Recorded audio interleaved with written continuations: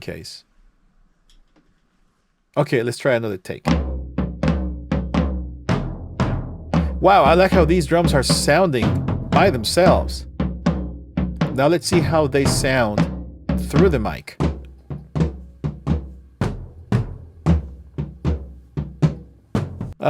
Okay, it's still lacking that punch that I'm hearing when I'm playing them, but I don't hear it on the recording. I suppose this mic is not the right one for the job, so I'm gonna try some dynamic mics instead.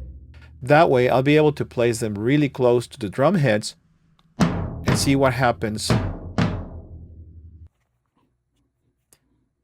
For the floor tom, I'm gonna use this Sennheiser clip-on design. It's really easy to set up, it's out of the way of the drumsticks, and it always sounds great. I'm using this Shure kick drum mic to capture as much low-end frequency as possible up close. But now, since I'm using two mics and my preamp only has one input, looks like I'm gonna have to use my mixer.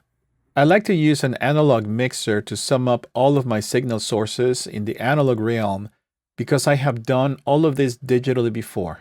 And in comparison, using any kind of analog gear for preamps, EQ, and summing always sounds better to my ears.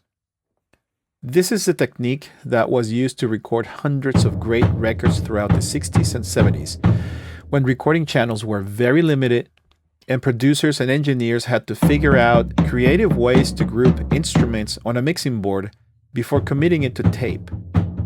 They had very limited means of technology back then, and it is all of these choices that gave each record its own unique character. I am also sending the mono mix through my Twinfinity preamp, so I can get the lively dynamics of the sound mixer with its own EQ, as well as the tone color of the Universal Audio mic preamp. And on top of that, I might as well go all in if I want these toms to sound boomy and bassy. And I'm gonna use the Neve 1073 preamp and EQ plugin so that I can get some drive and saturation and possibly a little bit more bottom end. Okay, let's try it again. Okay, let's listen back. Wow, this sounds huge. I think we got it, although just to compare, because I love to iterate, I'm gonna do another take without any digital processing, leaving only the mixing board and the mic preamp as the processors. Because I'm getting the feeling